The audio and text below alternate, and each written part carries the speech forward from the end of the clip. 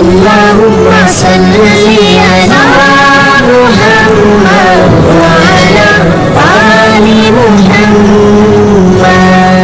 بسم اللہ الرحمن الرحیم۔ السلام علیکم۔ اردو سٹوریز ہاؤس میں خوش آمدید۔ اس سے پہلے ہم نے ذکر کیا تھا کہ قربانی کے کون کون سے جانور ہوتے ہیں اور ان کی کیا عمریں ہونی چاہیے۔ اس کا لنک ہم ڈسکرپشن میں دے دیں گے، وہاں سے آپ اس کو دوبارہ دیکھ سکتے ہیں۔ آج کی نشست میں ہم ذکر کریں گے کہ قربانی کے جانور میں اگر عیب پیدا ہو جائے تو یہ عیب کتنا ہوگا تو قربانی نہیں ہوگی۔ اس سے پہلے اگر آپ نے ہمارا چینل سبسکرائب نہیں کیا تو سبسکرائب کر کے بیل آئیکن کو پریس کر دیں تاکہ اگر مسائل اپلوڈ ہوں تو پہلے نوٹیفیکیشن آپ کے پاس پہنچے۔ تو اب آتے ہیں اپنے موضوع کی طرف۔ سب سے پہلے ہم ذکر کریں گے کہ جانور کی آنکھ۔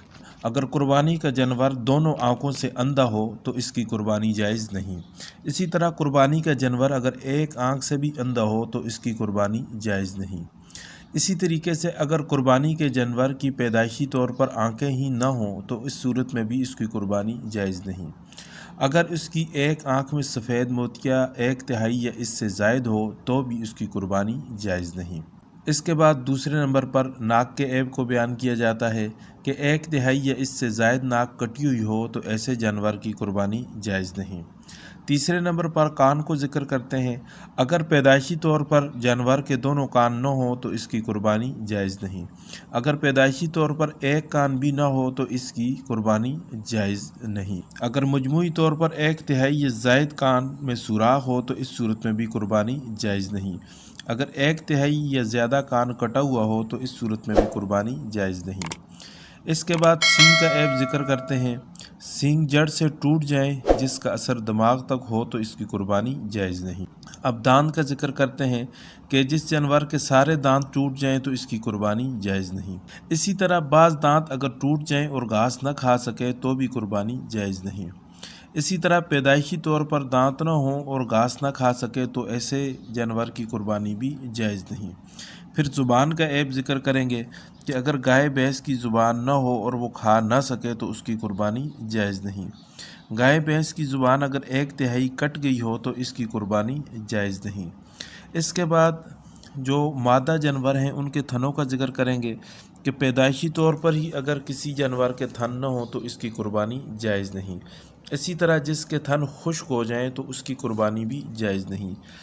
اسی طرح 1/3 یا زیادہ تھن کٹ جائے تو بھی اس کی قربانی جائز نہیں۔ اسی طرح تھنوں کے سرے اگر کٹے ہوئے ہیں تو بھی قربانی جائز نہیں۔ دمبی، بھیڑ یا بکری کا ایک تھن نہ ہو تو اس کی قربانی بھی جائز نہیں۔ اگر ایک تھن مرض سے خشک ہو جائے تو بھی قربانی جائز نہیں، اور اگر ایک تھن ضائع ہو جائے تو بھی قربانی جائز نہیں، اور اگر تھن ہو ہی نہ سرے سے تو بھی قربانی جائز نہیں، یا 2 تھن تھے وہ دونوں ضائع ہو گئے تو اس صورت میں بھی قربانی جائز نہیں، یا دونوں تھنوں کا دودھ خشک ہو گیا تو اس صورت میں بھی قربانی جائز نہیں۔ اس کے بعد دم کا ذکر کریں گے کہ اگر 1/3 یا اس سے زیادہ دم کٹ جائے تو اس کی قربانی جائز نہیں، اور اگر پیدائشی طور پر دم نہ ہو تو بھی اس کی قربانی جائز نہیں۔ دمبے کی چکی کا ذکر کریں گے کہ اگر 1/3 یا زیادہ چکی ضائع ہوگی تو اس کی قربانی جائز نہیں۔ اسی طرح ٹانگ کے عیب کا ذکر کریں گے کہ جس کی ایک ٹانگ کٹی ہوئی ہو تو اس کی قربانی جائز نہیں۔ اگر 2 ٹانگیں، 3 یا 4 ٹانگیں کٹی ہوئی ہوں تو اس صورت میں بھی قربانی جائز نہیں۔ اگر ایک پاؤں سے لنگڑا ہو اور اس پاؤں کو زمین پر نہ رکھ سکتا ہو تو بھی اس کی قربانی جائز نہیں، اور اگر زمین پر پاؤں تو رکھ سکتا ہے مگر اس سے چل نہ سکے تو ایسے جانور کی قربانی بھی جائز نہیں۔ اللهم صل على